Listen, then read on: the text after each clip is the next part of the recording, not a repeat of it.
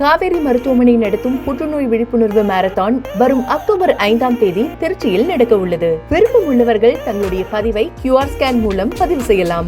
அதிமுக பொதுச் செயலாளர் எடப்பாடி பழனிசாமியும் பாஜக முன்னாள் மாநில தலைவர் அண்ணாமலையும் ஒரே மேடையில் அருகருகே அமர்ந்திருந்தது அரசியல் அரங்கில் பலரையும் ஆச்சரியப்படுத்தியுள்ளது.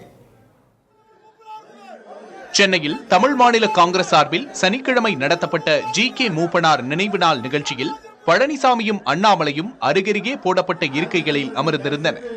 ஜெயலலிதா உள்ளிட்ட அதிமுக தலைவர்களை அண்ணாமலை விமர்சித்து பேசியது அதிமுகவினரிடையே அதிருப்தியை ஏற்படுத்தியது.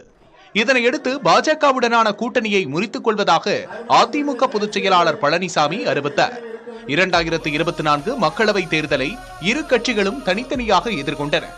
இந்நிலையில் அமித்ஷாவின் தலையீட்டால் இரு கட்சிகளும் மீண்டும் இணைந்தன. 2026 சட்டமன்ற தேர்தலுக்கு அதிமுகவும் பாஜகவும் கூட்டணி அமைத்துவிட்ட நிலையில் யார் முதல்வர் வேட்பாளர் என்பதிலும் கூட்டணி ஆட்சி தொடர்பாகவும் இரு கட்சிகளுக்கும் இடையே கருத்து வேறுபாடு நிலவி வந்தது. இந்நிலையில் தேசிய ஜனநாயக கூட்டணியின் முதல்வர் வேட்பாளர் பழனிசாமிதான் என்று அண்ணாமலை அறிவித்தார். அதன் தொடர்ச்சியாக ஒரே மேடையில் இருவரும் அருகருகே அமர்ந்துள்ளனர். இவற்றுக்கிடையே அதிமுக முன்னாள் அமைச்சர் செல்லூர் ராஜு அண்ணாமலையை பாராட்டி பேசியிருந்தார். டெல்லியில் உள்ள பாஜக மத்திய தலைமை இரு தலைவர்களுக்கும் இடையே நிலவிய இணக்கமின்மையை சரி செய்திருப்பதாக கூறப்படுகிறது. இதன் மூலம் கட்சிகளுக்கு இடையிலான கருத்து வேறுபாடுகள் களையப்பட்டு தேசிய ஜனநாயக கூட்டணிக்கு வலுவூட்டப்பட்டுள்ளதாக அரசியல் பார்வையாளர்கள் கூறுகின்றனர். தேசிய ஜனநாயக கூட்டணியின் முதல்வர் வேட்பாளர் அதிமுக பொதுச் செயலாளர் பழனிசாமிதான் என தமிழக பாஜக முன்னாள் தலைவர் அண்ணாமலை தெரிவித்துள்ளார்.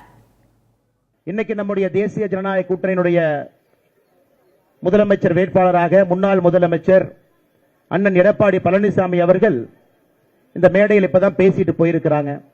பேசும்பொழுது நீங்க எல்லோரும் சொன்னீர்கள் 2026 அந்த நாற்காலியில் அமரப் போகிறாங்க. ஆனால் நிச்சயமாக அந்த நாற்காலியில 2026 மாற்றம் வரட்டும், ஒரு புதிய புரட்சி வரட்டும், ஏழை மக்களுக்கெல்லாம் விடிவெள்ளியாக அரசு செயல்படட்டும். காவேரி மருத்துவமனை நடத்தும் புற்றுநோய் விழிப்புணர்வு மாரத்தான் வரும் அக்டோபர் 5ஆம் தேதி திருச்சியில் நடக்க உள்ளது. விருப்பம் உள்ளவர்கள் தங்களுடைய பதிவை QR ஸ்கேன் மூலம் பதிவு செய்யலாம்.